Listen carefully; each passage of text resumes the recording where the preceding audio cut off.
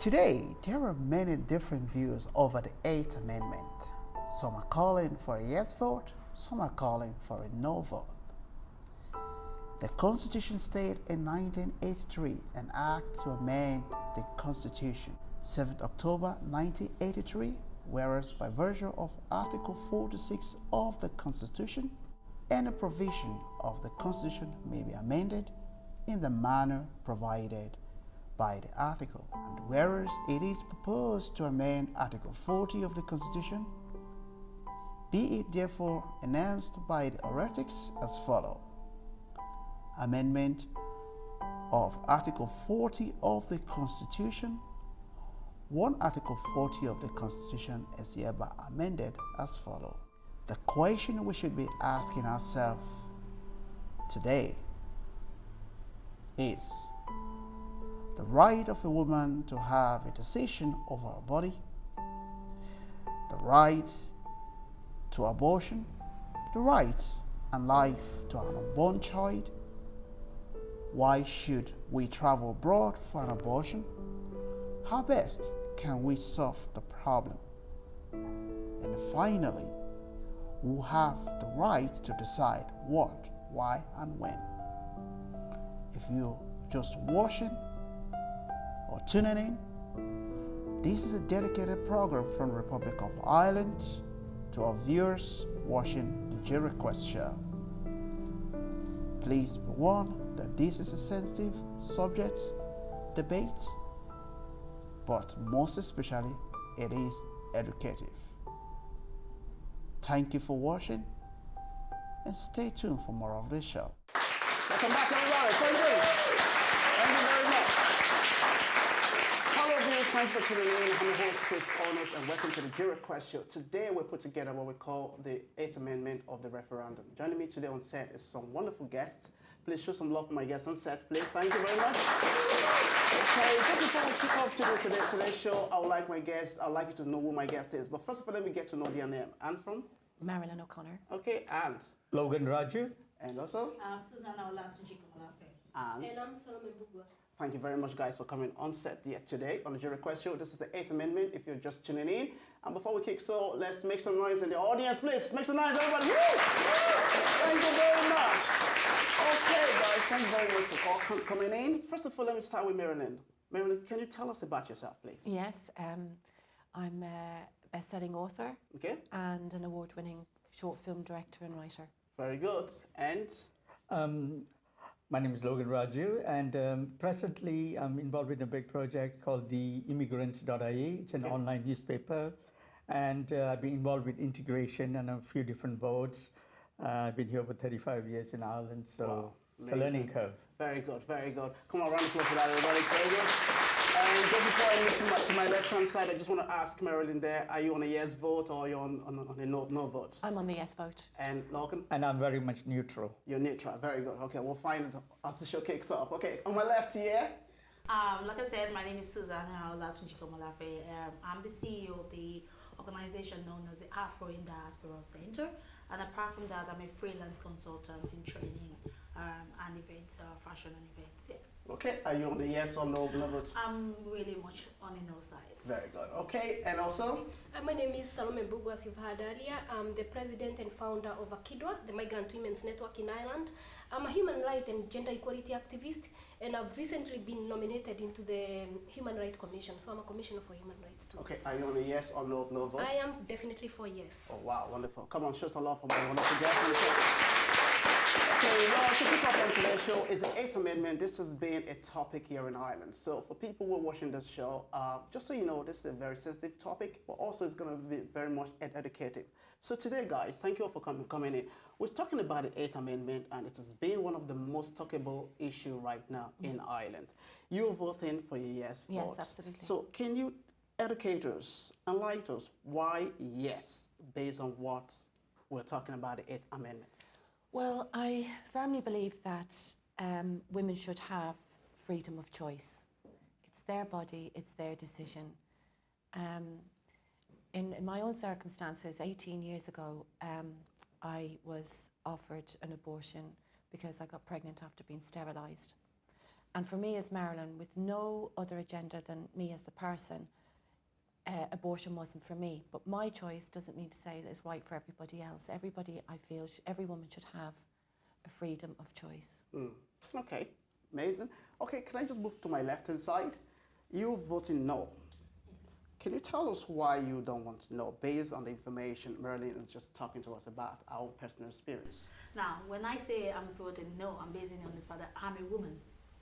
And what I'm going to say is that if you see any woman today that have gone through abortion and ask them the question, if they want either abortion or not abortion, they will choose not to go in for an abortion. There's no woman that has ever had an abortion that doesn't regret it or doesn't live with the pain or the decision that they've made. So that is on the basis where I'm voting no. That as a woman, yes, it is our body. But if we have a choice, abortion is not the first thing you would think of, because you want to give that baby a life. And on that basis, I wouldn't recommend an abortion for someone. I'm not, when I say no, yes, in some circumstances, people might choose to go in for an abortion. But I'm saying no for the change in the Constitution, so that it doesn't become a free door for everybody to feel we can just make up our mind now and just go in. All right, let me just put your hold on that. Let me bring Salome in. Salome, you work with migrants based on your organization and things like that, and you're voting yes on that ground. Yes. Can you give us your own opinion about that from your own experience? Actually, my thought of actually voting for yes is actually based on the experience I've had as the founder and the president, and even the CEO of Akidwa, which I've worked for 13 years. And the one thing I want to say even from the outset is that I don't think people understand about the Constitution and the article itself, because it puts the life of an unborn child to the life of the mother. I've actually seen of cases, when I was working in Akidwa, where the mother would need abortion for emergency and they wouldn't be provided. We have cases, and I've actually dealt even with the cases of people like Bimbo. I had to write to the coroner to ask him to do an inquest, and Bimbo died because of that negligence. Abortion could not actually be provided to her. So the article is actually to remove the same right, equal right of a woman and an unborn baby, because I think a pregnant woman's health is much more important to be catered for if she actually need to have a choice of what she should do. Okay, let me bring Logan on board as well. Logan, you said you're neutral. When you mean neutral, what does that mean? Where are you standing? Because people need to make a decision. People need to know where to stand about this very issue. Mm-hmm. So when you mean neutral, can you give us more insight about that? Yeah, I'm on neutral ground. The fact is, I'm not standing at all. I just have to sit on the ground and think about this very seriously. I'm a man. And also, I've encountered many of my colleagues, girls that I've known from college days who've had abortions and who regretted it as well. And some of them did need the abortion because the so-called one-night stands and things like that. I mean, nightclub business as well. I've seen too many things that go on. And actually, sometimes I feel bitter about things that the way women have been treated. I'll be very honest about it. Mm. I'm also an activist for, I'm a humanist as well, and human rights. And if you're a humanitarian, you got to balance. You must have a balance. What is an abortion needed for? Or do we change the Constitution to suit our whims and fancies?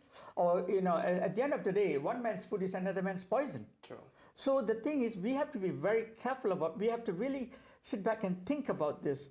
I think many of the people have actually, the yes or no, they jump the bandwagon and, this is it, and psychologically, mentally, one has to be aware of these things. I've had to deal with 3 of my colleagues with abortion and counseling after that, and it's traumatic for me. So the thing is, it's a medical issue. It's also, for your mind, body, and soul. And what about a child who's, a minor? Mm. So that has got to come into the forefront as well. Very true. Let me bring Marilyn back in again. Marilyn, based on your experience for what Mr. Logan just mentioned there, what would be your take on that? Well, as I'm speaking as an Irish woman, and for me, being brutally honest, I feel by not voting yes, we are bringing back in the Magdalene laundry shame. Mm-hmm. True. Statistics show that in 2016, 3,800 women went to the UK with Irish addresses for abortions. There's over 170,000 Irish women have gone to the UK for abortion since 1980. So for me, and this is my opinion, is that it's okay if they all go to England. That's okay, because we're not having it on our doorstep. Let's not do it on our doorstep. Ireland has done that too many times.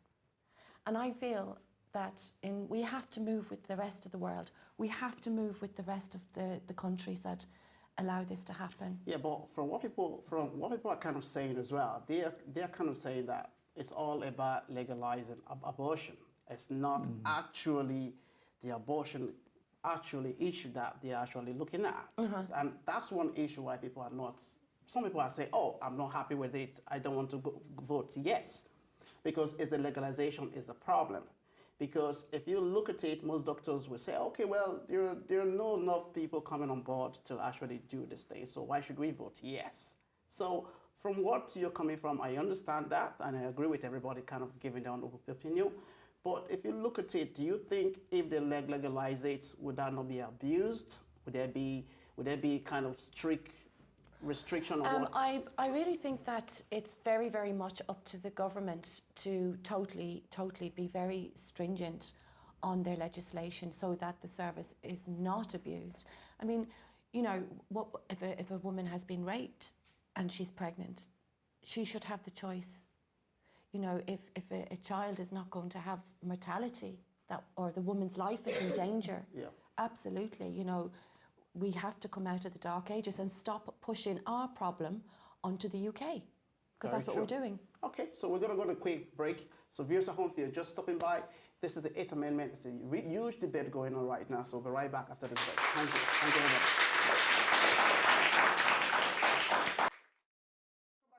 Thank you very much. Thank you. Thank you. All right, now Marilyn, before we went to break, you were trying to explain some few things there. Can I just take 10 seconds of that from you, please? Yes? Yeah, as I say, I just feel that voting yes would be the right decision for Ireland. I feel we have to come out of the dark ages and move into the rest of the world. Okay, so let's come back to no votes now. Susan, you've heard what Marilyn just kind of mentioned there, and all of those things really touched my heart and touched a lot of people. And you're saying no to this. And I did actually mention about the legislation because it's just going to be up, you know, whatever. But give us your more insight. Why no? Why we shouldn't do that? Why? Because a lot of people are traveling abroad and they felt like we can do this right here rather than going abroad all the time. So why no to that? Now, again, what I'm saying now is to leaving it open to that abortion should be, you know, changing the constitution to allow abortion. And to change, you know, when you're talking about changing the constitution, everybody is saying that it's about women's rights. Yeah.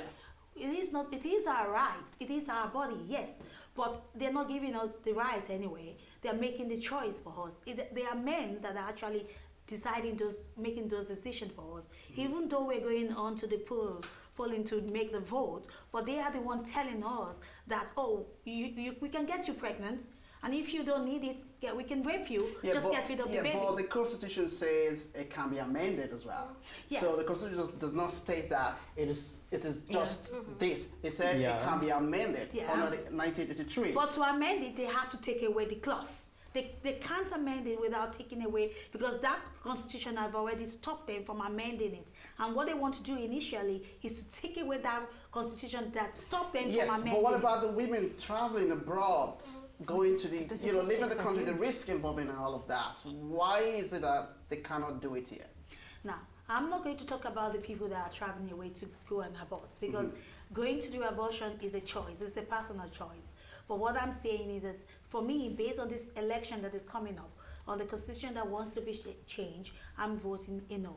And why I'm saying no is that instead of making the door open, why don't we educate our women?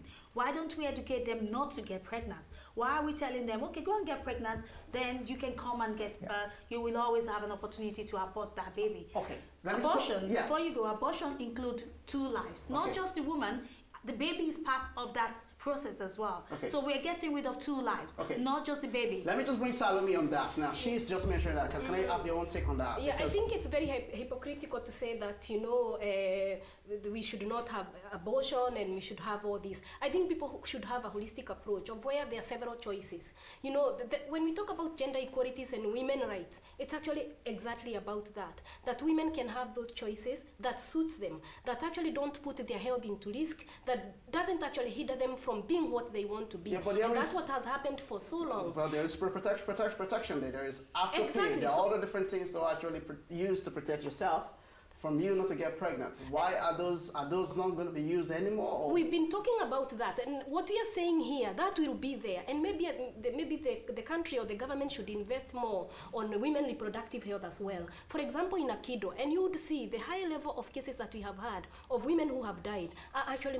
migrant women, including Safita and the Y case. You know, so they are women who are actually very marginalized and pushed to the edge, because most of them even don't have ways of getting out of the country. Yeah. But we can have reproductive health sessions. We normally do them in Akidwa, and at the same time that choice is there, that if a woman needs it, whether for health needs or her choice, that they can actually have access to it. That's what we call about equality. Yes, that's what we call women's rights. But I understand. So this is what I'm trying to figure out as well, is why are we not looking at how best we can protect ourselves for having sex? Because that's one side we have to look at, number one. Two, we understand that, yes, for you to have an abortion, it is a woman's choice. But would it not be an idea if we kind of look at it as a case-by-case basis so that it does not get misused? Because at the moment, there's a lot of restriction because people have to travel abroad. It reduces the level of the abortion. And people are afraid to say, okay, if this is legalized, the number of people would increase. So, Marilyn, what do you take out of that? Well, I think I totally agree with Susan on one point, and it's absolutely, definitely, we have to educate in sexual health care and protection. I don't believe that the government is pumping enough money into doing that. So I would totally agree with you on that point. To turn a blind eye to the people that are travelling to England. I mean, the figures are absolutely astounding. I agree with you on that. Yes, 3,800 going to the UK. And then the thing is, they come back from the UK, and because it's illegal, they can't go for counselling. It's the shame. That's why I mentioned the Magdalene laundries. It's coming back to that shameful thing. They can't get counselling, they can't talk to somebody. So by saying yes, it's not condoning abortion. It's not anything to do with that. What it is us as a country taking responsibility and not putting on someone else's doorstep. Very true. Come on, that's true. Okay, let me throw it down to you guys on the floor on this now. So how best should we look into this? Now, mind you, most of this abortion issue could be caused by a rape issue. Yes. And I feel like rape issue is not being talked about a lot more because that is number one priority we should be campaigning all about. Yeah. Because I know fully well, yes, people do have protected sex, but what about the rape issue? All these are the statistics that need to be looked into in order for us to be able to know, okay, these are the number of people who are actually facing this kind of situation, because as it is at the moment, it's just people looking at, okay, well, protect sex is the whole problem, but they're not looking at the rape side of things. Susan, let me come back to you on that. Now, when we talk about being raped, it is the most sensitive thing you can even imagine that a woman can ever have to come across happen to you in life. And when you get pregnant from being raped, even the decision to abort the baby, I think is even more difficult than to keep the baby. Because you have to see the child all through your life and live with that memory. But at the same time, even when you go for abortion, at the same time, you live with the pain that you couldn't even forgive yourself. That's true. Let me bring Loken in. Loken, give us your opinion on that. I thought I was going to be left out of this No, conversation so for a we while. have to give the women their choice, first of all, you know. Because we do not want any form of discrimination as we are celebrating diversity. Yeah. What Salome mentioned earlier on about different ethnic minority groups because of their cultural background, their religious background, and they bring their traditions with them. So, you know, some of these even are taboo subjects, even in Catholic Ireland then. So over the past 30 odd years I've been here, through experiences and knowledge, learning curve, I find that people can be swayed so easily. Just like this conversation we are having, the debate now, that people, you know, you could just suddenly, you can hit a note and then they say, oh yes, maybe I should vote no, or maybe I should vote yes. So one of the reasons why I'm neutral is the mental and bodily health of the mother and the child, and it's also not just two people. It also affects the boyfriend or the partner, the husband, and the family is concerned. So it's very, very serious here. Even if you can go and vote in the UK, whether you're given a free license to do it, but the fact still remains, the traumatic experiences that they go to, there's not even enough counseling. And about education, we have to create the awareness. Maybe this referendum is creating some form of awareness, but on the same token, at this juncture in time, I feel there is not the proper information, the message to the people to enlighten them, to educate them, but more so to help them along the way. No, there's, you know, nobody to, you know, it's not an inspirational talk or motivational talk to say, yeah, go and do it. It's more so than that because of your background, and I'm very concerned about the ethnic minority population as well, and also the people here in Nalu who are the marginalized. If you look at statistics and this and that, it all depends on the area as well, whether it's north side, south side, the affluent areas or poor areas. So what is really going on? Is it really, you know, our politicians are there, is it just for votes so that they can be there? Are they participating in this, really? Okay. Let's put you on there. We'll just go on a quick break. Sure. When we come back, we're going to continue from there. And Susan and Salome and also Marilyn. We'll be right back after this, everybody. Thank you. Thank you.